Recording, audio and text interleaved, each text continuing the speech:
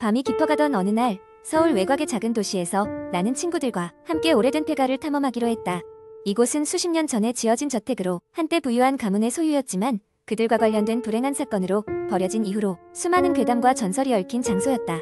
그날 밤 우리는 각자 손전등과 카메라를 챙기고 어둑한 밤길을 따라 그 저택으로 향했다. 저택에 도착했을 때 문 앞에 도착하기까지는 이미 서늘한 바람이 우리를 휘감고 있었다.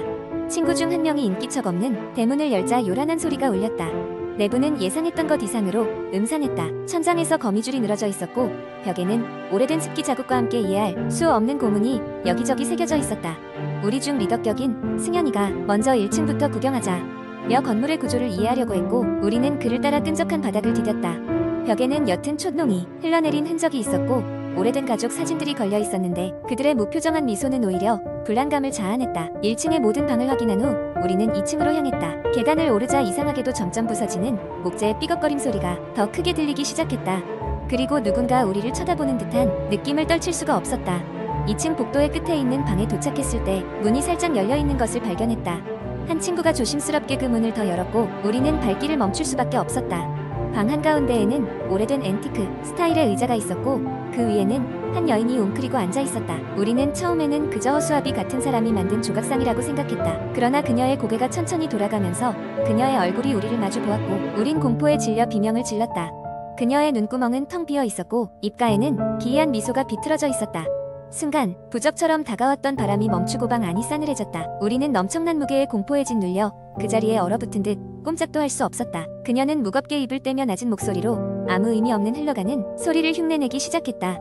그 소리는 마치 기계적인 윙윙거림, 마치 오래된 라디오에서 새어나오는 잡음 같았다. 패닉 상태에 빠진 우리는 황급히 방을 떠나 도망쳤다. 계단을 뛰어내려 정문을 향하는 중 갑작스레 모든 불빛이 꺼졌고 빛 하나 없는 암흑만이 우리를 삼켰다. 어찌해야 할지 몰라 몸부림치다. 우리는 드디어 그곳을 빠져나올 수 있었다. 밖으로 나왔을 때 다행히도 긴박한 상황에서 벗어났다는 사실에 안도의 한숨을 내쉬었다. 그러나 그 순간에도 어디선가 나른한 웃음소리가 바람을 타고 들려오는 듯했다. 그날 이후 우리는 다시는 그 저택을 찾아가지 않았지만 가끔씩 친구들과 모이면 그 사건에 대해 이야기하곤 한다. 마치 우리가 결코 잊을 수 없는 악몽과도 같은 경험처럼 말이다. 하지만 지금도 가끔 자정이 넘은 시간 창문을 바라보면 그 저택의 불빛이 어디선가 깜빡이는 듯한 착각이 들곤 한다. 그곳엔 정말로 뭔가가 있는 걸까? 아니면 그저 우리의 상상에 불과한 걸까?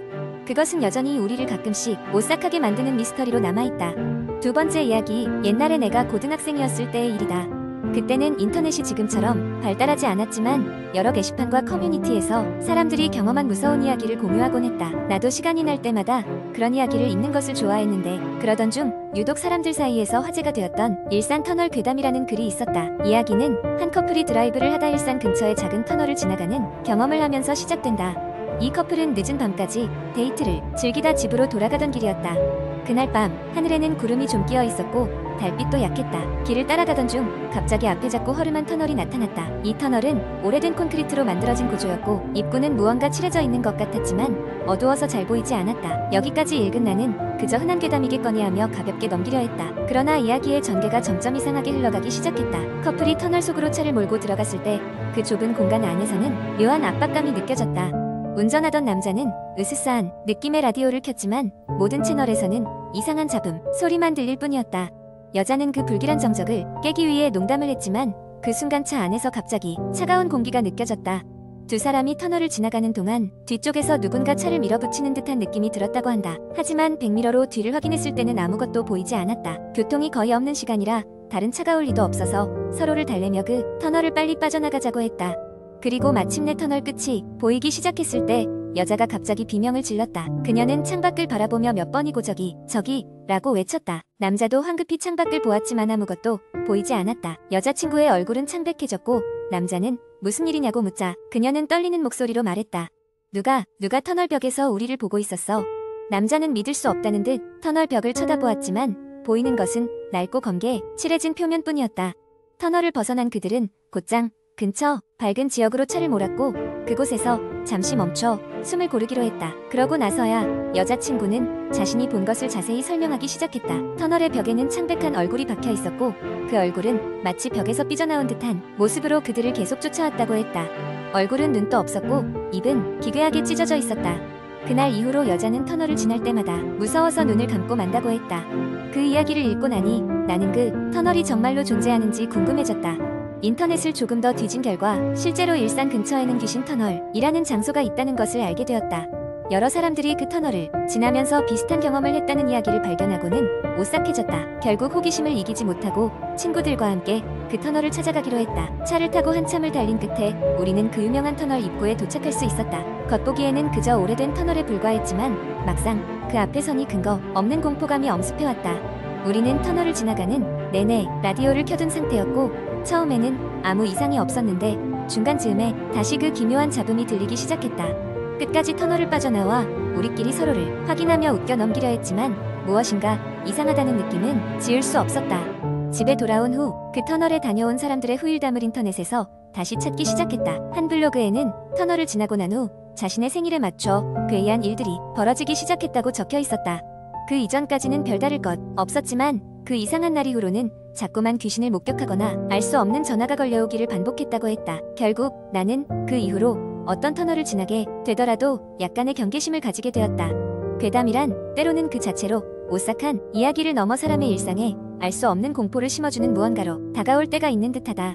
이 이야기가 사실인지 아닌지는 알 수 없지만 인터넷에 수많은 사람들은 여전히 그 터널의 이야기를 나누며 서로 다른 경험담을 조심스럽게 공유하고 있다. 세 번째 이야기. 대학교 3학년 여름방학. 나는 친구들과 함께 강원도 깊은 산속에 위치한 한 펜션으로 여행을 떠났다. 도심의 분주함에서 벗어나 자연 속에서 휴식을 취하고 싶었기 때문이다. 우리가 예약한 펜션은 숲속의 고즈넉이 자리 잡고 있었고 마치 세상과 단절된 느낌이었다. 주인 부부는 친절했으며 방은 깨끗하고 아늑했다. 첫날 우리는 캠프파이어를 하며 시간 가는 줄 몰랐다. 밤이 깊어가고 모두 피곤해져 방으로 돌아와 잠자리에 들었다. 그때까지도 아무 문제는 없었다. 하지만 새벽 2시쯤 화장실이 가고 싶어 잠에서 깬 나는 복도 끝에서 나는 이상한 소리를 들었다. 똑똑똑 마치 누군가가 문을 두드리는 것 같았다. 나는 친구들이 장난치는 게 아닌가 싶어 웃음을 참고 조용히 복도로 나갔다. 그러나 복도에는 아무도 없었다. 조금 소름이 끼쳤지만 피곤해서 다시 잠이 들기로 했다. 다음날 아침 나는 친구들에게 그 이야기를 했다. 하지만 아무도 나를 믿지 않았다. 오히려 다들 웃으며 내가 너무 피곤해서 환청을 들은 거라며 넘겼다. 시간이 흘러 낮에는 근처 계곡에서 물놀이를 하며 즐거운 시간을 보냈고 노곤해진 우리는 저녁을 먹고 돌아왔다. 그날 밤에도 어김없이 똑똑똑 소리가 들려왔다. 이번에는 혼자가 아닌 친구 둘이 그 소리를 듣고 깨어났다. 그들은 어리둥절해하며 나를 바라봤지만 나 역시 무엇이 문제인지 알 수 없었다. 복도를 다시 확인했지만 여전히 아무도 없었다. 우리는 그저 피곤이 극에 달해 환상의 집단으로 젖은 것이라 생각하며 다시 잠들고자 했다. 하지만 그 다음날 밤 똑같은 소리가 들려오자 우리는 더는 무시할 수가 없었다. 이번에는 4명 모두 소리를 들었다. 겁이 난 우리는 서로의 손을 꼭 잡고 소리가 나는 쪽으로 조심스레 걸어갔다. 그리고 복도 끝에 있는 창문 반대편에서 흐릿하게 실루엣이 비쳤다. 낯선 사람의 그림자가 문을 두드리고 있었다. 겁에 질린 우리는 뒤로 물러났다. 한참을 쳐다봤지만 그 그림자는 움직이지 않았다. 우리는 펜션 주인에게 이 사실을 알리기 위해 곧장 내려갔다. 주인은 우리의 이야기를 듣고 놀라며 이따금 이곳에 머물던 사람들이 비슷한 증언을 했었다고 말했다. 그 역시 그 현상을 이해할 수 없다고 했다. 주인은 우리에게 다음날 아침 일찍 떠나는 것이 좋을 것이라 조언했고 우리는 그의 충고를 따르기로 했다. 다음날 아침 우리는 서둘러 짐을 싸고 펜션을 떠났다. 돌아오는 길 그날 밤의 경험이 도무지 머리에서 떠나지 않았다. 시간이 많이 흘렀음에도 불구하고 그 소름 끼치는 똑똑똑 소리는 여전히 귀에 생생했다.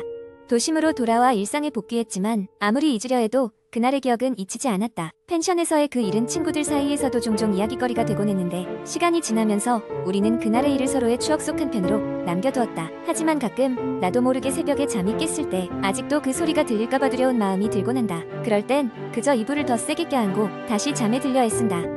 무엇이었을까? 그 낯선 방의 노크 소리는